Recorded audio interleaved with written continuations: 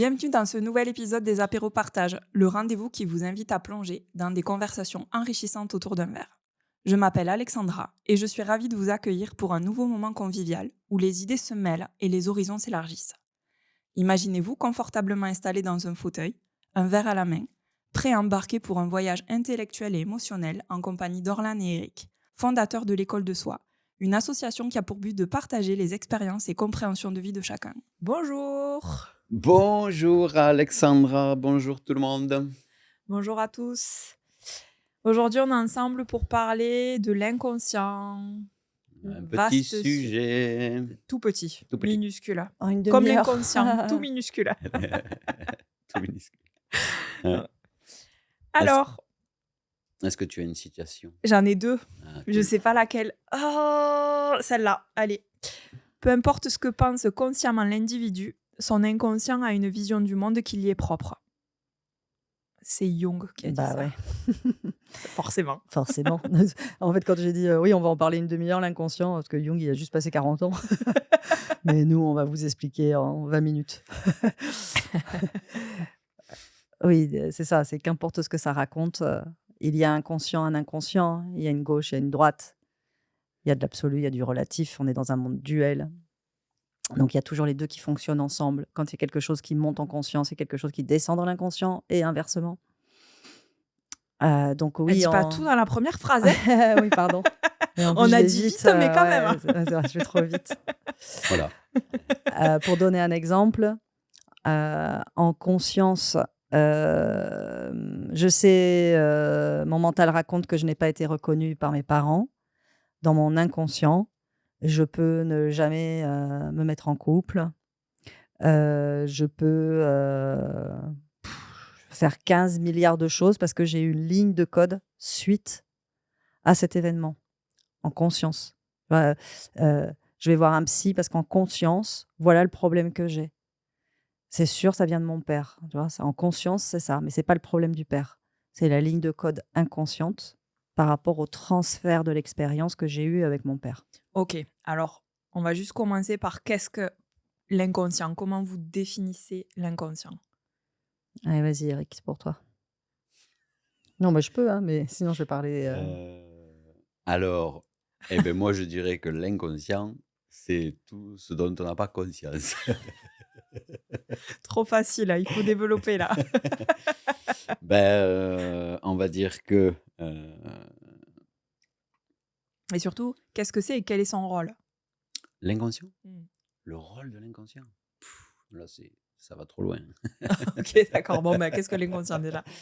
L'inconscient, c'est la somme de toutes les informations stockées dans notre cloud personnel et collectif, c'est-à-dire, voilà, c'est un stockage d'informations, c'est-à-dire qu'il est illimité, en fait. Toutes les expériences qu'on a vécues depuis l'enfance sont stockées dans l'inconscient. Mais le moindre détail, la moindre phrase, le moindre mot, la moindre image, Les odeurs. donc ouais, les odeurs, les sensations, tout est stocké dans l'inconscient. Et forcément, il y a un pourcentage infime qui est de l'ordre de 4,7, 4,8 selon l'Institut de l'inconscient mondial actuel, qui est conscient. Donc en gros, on se retrouve avec 5% de l'information consciente et encore. Franchement, j'aurais tendance à dire moins que ça, mais en gros, on fonctionne avec 5% de l'information de notre quotidien et de notre expérience vécue. C'est vraiment que dalle. Hein. C'est vraiment rien. Tout simplement parce qu'on n'a pas les ressources de traiter la totalité de l'information. Donc, il faut bien que l'inconscient les stocke, certes, parce que ça fait partie de l'expérience, mais il y a un tri. Et on garde à la conscience, hein, c'est notre système intérieur qui fait ça, ce qui paraît nécessaire, utile euh, par notre système, dans notre conscient. Donc, on sait qu'on est ceci, on est cela, on a vécu telle expérience, etc., etc. Donc, on va garder l'essentiel pour fonctionner. L'idée, c'est que, en gros, le problème, ça serait qu'on garde conscient que les potentiels problèmes pour ne pas les revivre. Donc, on fonctionne beaucoup sur la peur de revivre des expériences douloureuses. Alors que dans l'inconscient, il y a tout ce qui est possible dans l'absolu. Et donc, 5% de l'information qui nous compose et qui nous soumet à des réactions, à des expériences, 95% sont inconscientes. En gros, ce qu'on dit souvent, c'est que je vais faire un travail personnel, j'expose 100% de mes problèmes, je règle 100% de mes problèmes grâce à un super thérapeute, un super médecin, un super psychiatre. Voilà. J'ai résolu 5% de mes difficultés, de mes croyances limitantes. Il y a encore 95% qui sont dans l'inconscient et qui continuent en fait à m'obliger à réagir d'une manière très précise. C'est ça les programmes inconscients. Si dans mon enfance, j'ai grandi dans une expérience de couple de mes parents qui était conflictuelle, ok, j'ai un programme inconscient comme quoi le couple est conflictuel. Donc j'ai beau avoir conscience que tout va bien et je me dis que je vais y arriver et compagnie, dans mon inconscient, il y a des lignes de code qui vont engendrer des réactions disproportionnées, des réactions automatiques qui vont faire que finalement je vais saboter mon couple. Parce qu'un couple, en fait, c'est conflictuel. Donc je vais aller chercher du conflit, inconsciemment. Voilà, l'inconscient, le conscient, l'inconscient. Donc c'est lui qui fait que l'on est ce que l'on est, que l'on vit ce que l'on vit. Et donc c'est pas mal de le prendre en charge parce que sinon, finalement, on se retrouve à aller mieux pour 5%.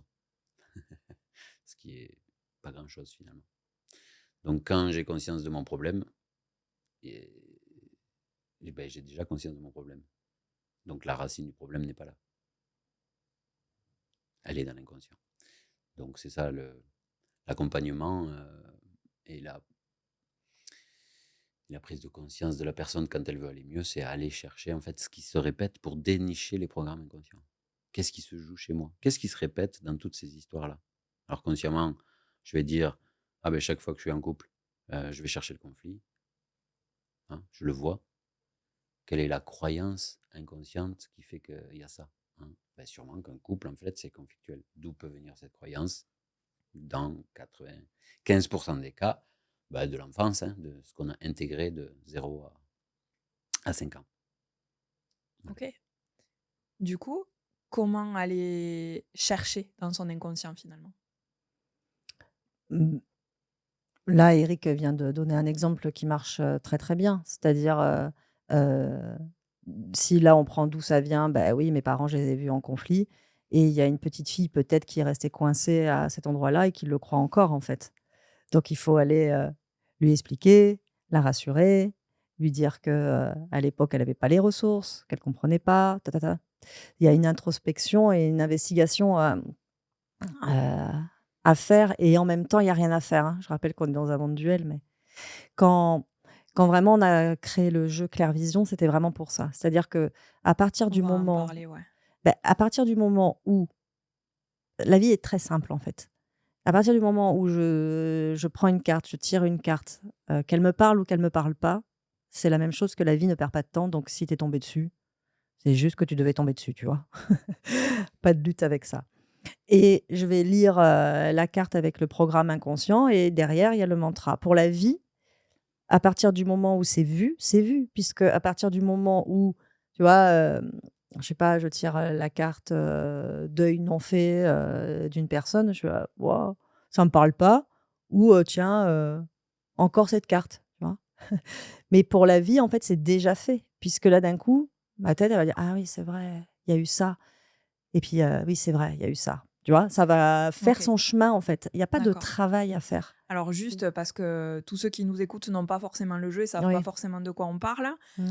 Le jeu, si j'ai bien compris, sert à, quand on est seul, par exemple, à aller chercher, dénicher nos programmes inconscients à nous. Mmh. Mais est-ce que si on n'a pas le jeu, c'est quelque chose qu'on peut faire seul? Puisque c'est inconscient, est-ce que finalement c'est possible? Alors, on n'a pas accès directement à son inconscient, c'est le propre du jeu, quoi. Donc, puisque Nous, avec nous-mêmes, on n'a pas accès. Juste pour, Mm.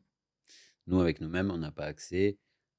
C'est-à-dire, je peux pas m'intérioriser, fermer les yeux et demander de l'information de mon inconscient. Ça fonctionne Ça pas. marche pas. On est préservé de cet inconscient. D'ailleurs, on est préservé pour se préserver de la souffrance. Il y a des gens qui n'ont aucun souvenir de leur enfance. C'est pas qu'ils s'en foutent, ou c'est pas qu'ils n'ont pas de chance, ou c'est pas que c'est comme ça. C'est que leur système intérieur a trouvé un bénéfice à cacher cette enfance-là parce qu'elle était en fait très douloureuse et que pour continuer à survivre, à vivre et à fonctionner, il a mis tout ça aux oubliettes pour pas que cette personne-là soit en permanence impactée par ses souvenirs, empêtrée dans ses pensées, ses émotions et soit incapable de fonctionner.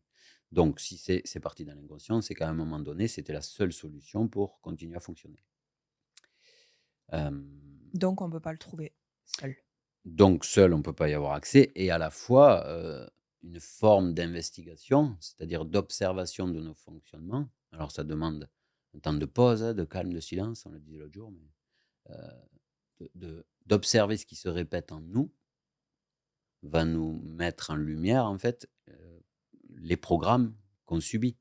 Donc, sous forme d'une investigation et d'observer comment on fonctionne, quelles sont les pensées qui reviennent sans cesse, celles qui nous font souffrir, etc., peut nous amener à remettre l'inconscient dans la conscience. Mais ce n'est pas en se connectant à l'inconscient qu'on va avoir l'info. C'est une forme d'investigation et d'observation de nos fonctionnements répétitifs. Et ensuite, c'est une petite gymnastique d'esprit qui va nous aider à dénicher quelle loi, quel programme, c'est-à-dire quelle loi de cause à effet est engrammée chez moi pour que je répète ça. Donc ça, on peut y avoir accès petit à petit avec ce discernement qu'on met en place. C'est une des fonctions, par exemple, de la méditation. C'est observer notre fonctionnement pour ne plus y être soumis. Mais si on est en mode métro, boulot, dodo et que la vie va super vite et qu'on subit tout et qu'on ne prend jamais 5 minutes pour observer ce qui se répète et comment fonctionne notre système intérieur, il est impossible d'avoir accès à son inconscient. Alors du coup, vous pouvez acheter le jeu pour avoir accès à votre inconscient. Et du coup, l'idée du jeu, c'était de donner cette possibilité, en fait. Ouais. Et puis, jouer avec Clairvision, c'est comprendre aussi cette gymnastique de l'esprit, parce qu'il y a le symptôme, le programme inconscient qui a déclenché le symptôme.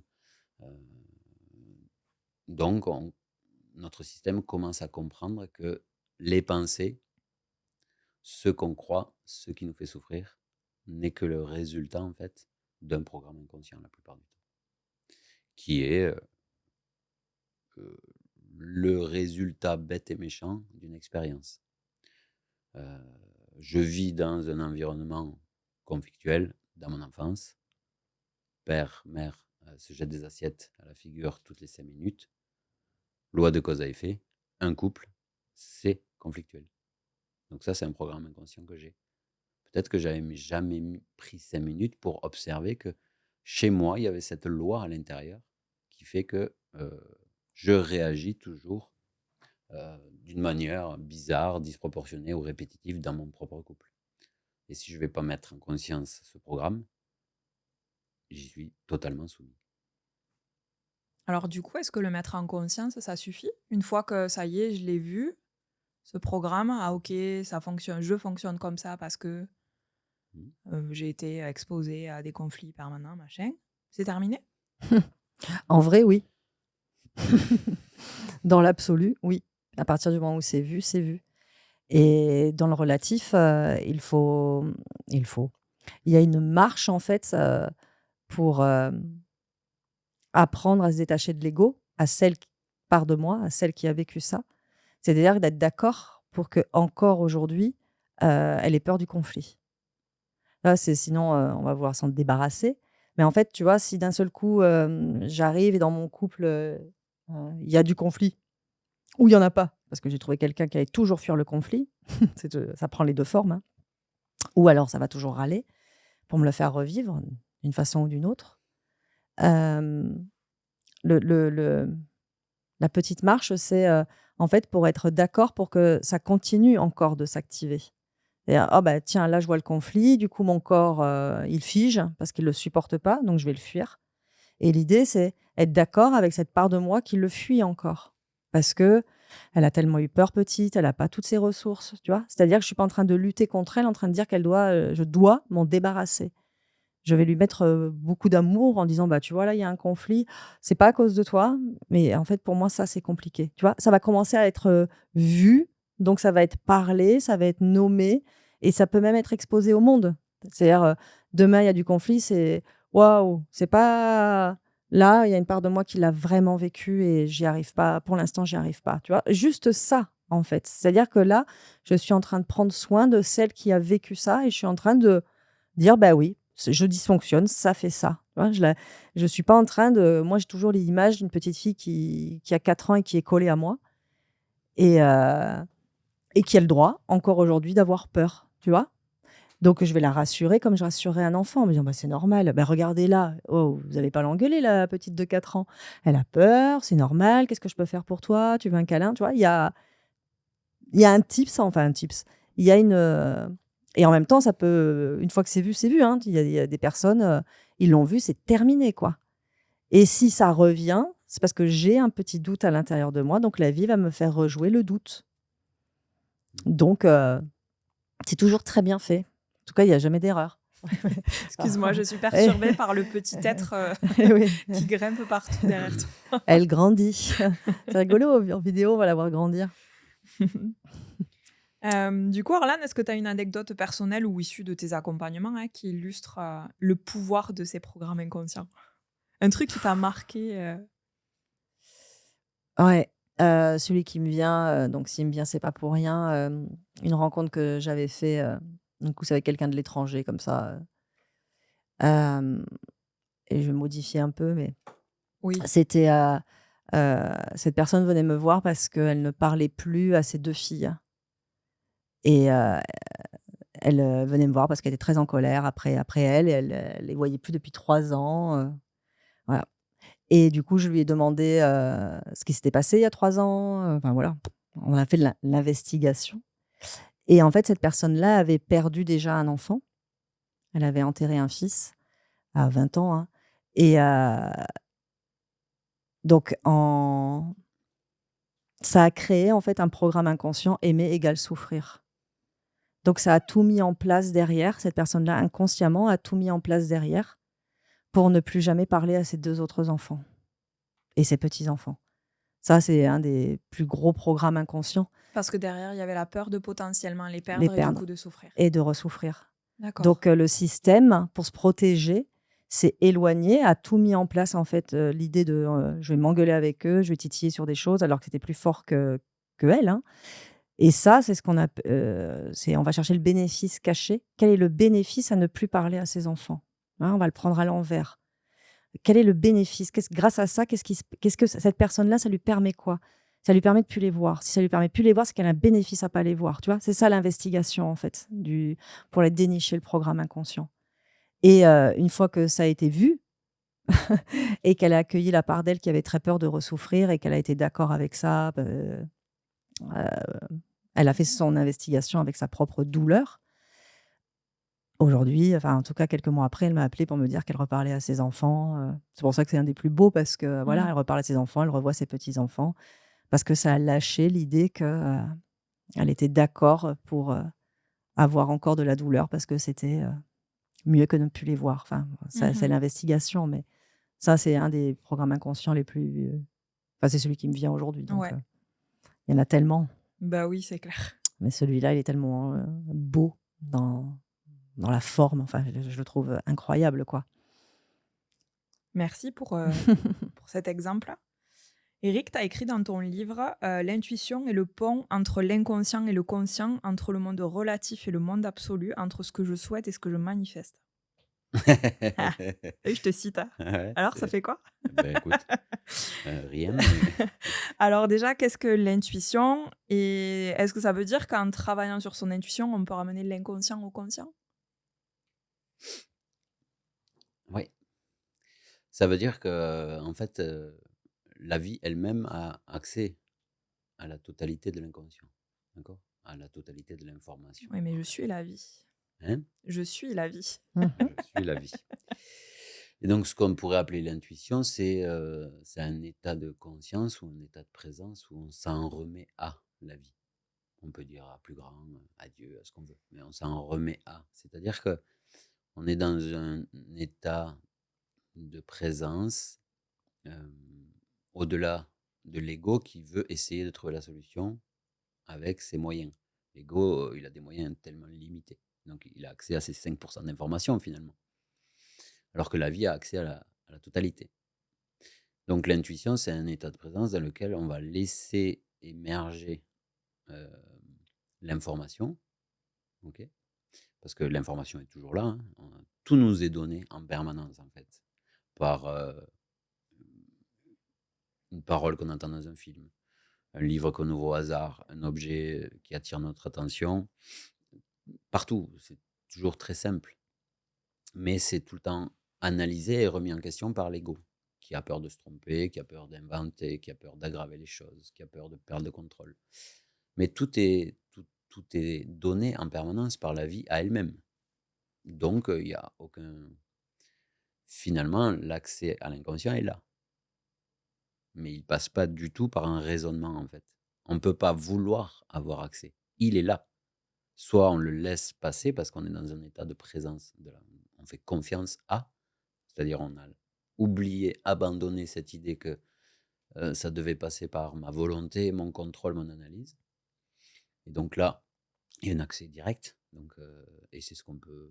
Moi, ce que j'appelle l'intuition, c'est ça. C'est un état de présence dans lequel on est présent à toutes les solutions que nous amène à chaque seconde de la vie. Parce que la vie, elle veut prendre soin d'elle-même. Mais le petit personnage à l'intérieur, qui a peur de se tromper, filtre tout ça et en rejette 99% en fait. Et celui qui sait assez bien faire ça, c'est le corps physique, avec les sensations qu'il nous donne. J'ai l'élan d'aller voir une personne. Je me lève un matin, j'ai envie d'aller voir mon pote Nico. Et c'est la vie te donne la solution, c'est vraiment l'élan pur.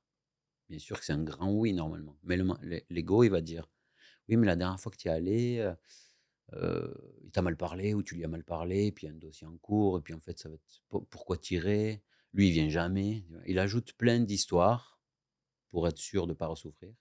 Et tu passes à côté, en fait, de la vie qui t'a donné la pure solution. Tu t'es levé avec comme un élan, et l'élan est coupé. Donc l'intuition n'est pas entendue, écoutée, parce que l'ego a peur d'aller réveiller de la souffrance émotionnelle ou autre. Voilà l'intuition pour moi. Merci.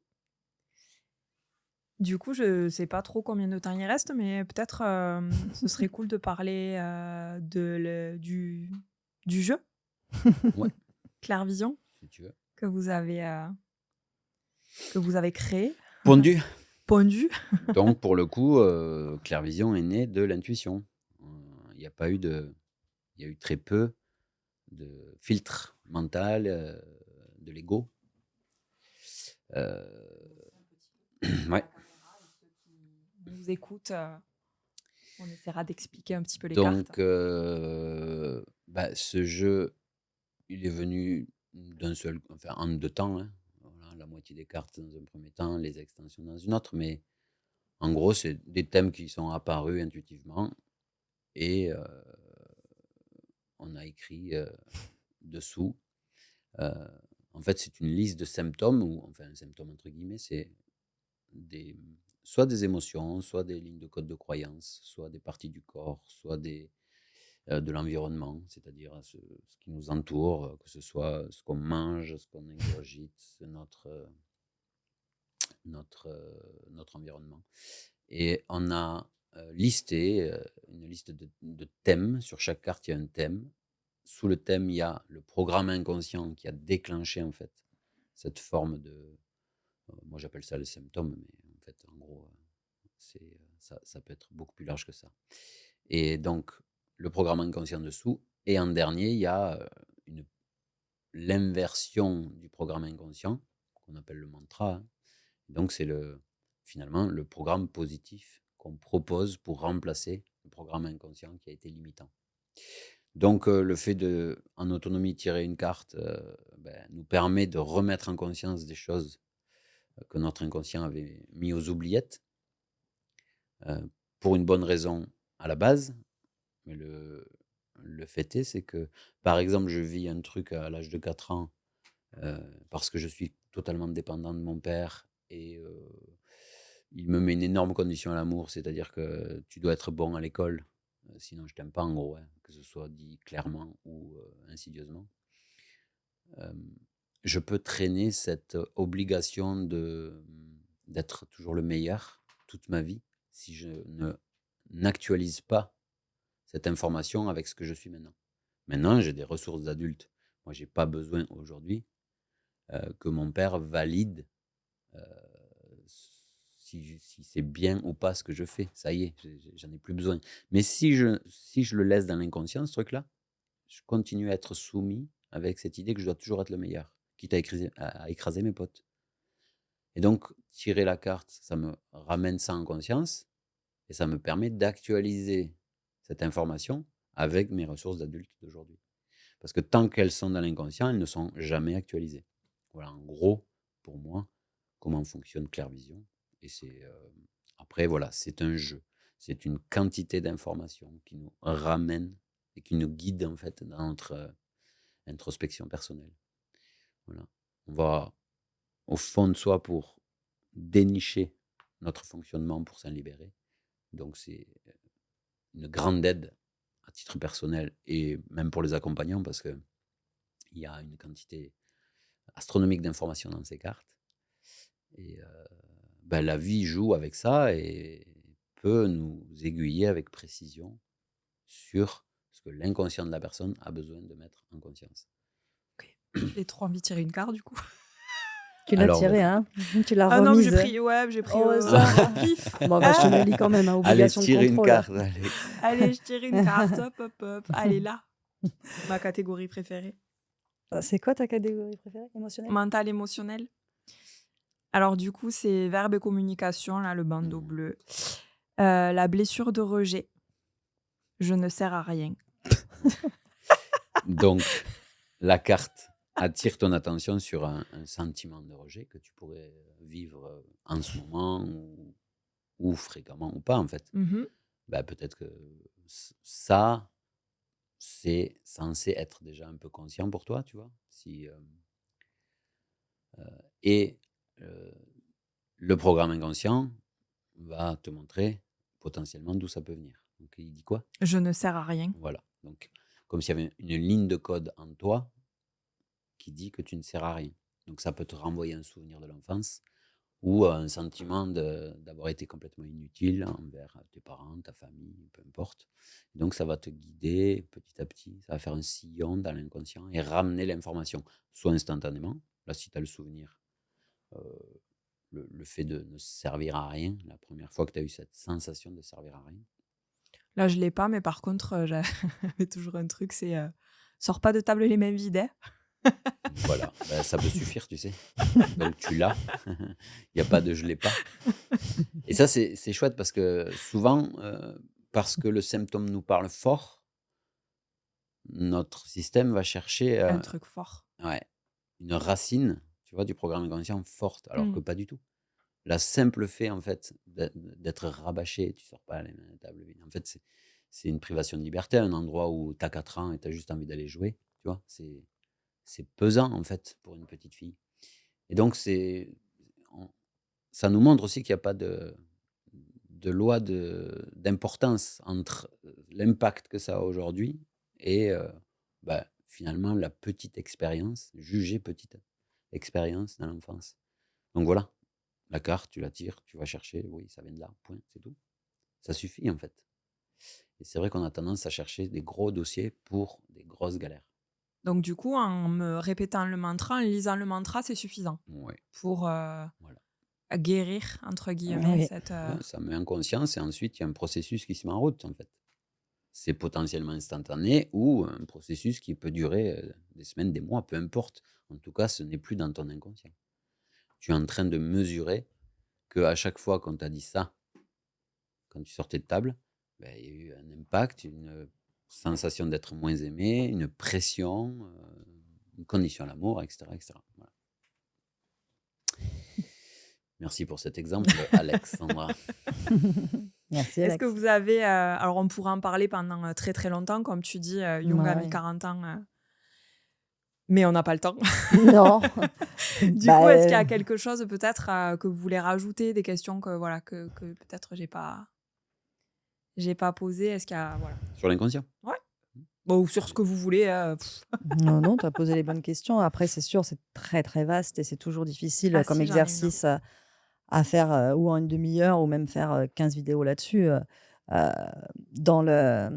il y aura un module en ligne sur l'inconscient, au moins sur 2 jours, quoi. Si on arrive à résumer en 2 jours 20 ans ou 25 ans de ce que nous, on a vécu dans l'inconscient, c'est déjà... ça va vous faire gagner du temps, quoi. Ce sera déjà pas mal, quoi. Si j'ai une petite dernière question, est-ce qu'il y a des programmes inconscients positifs? Des programmes Entre guillemets positifs.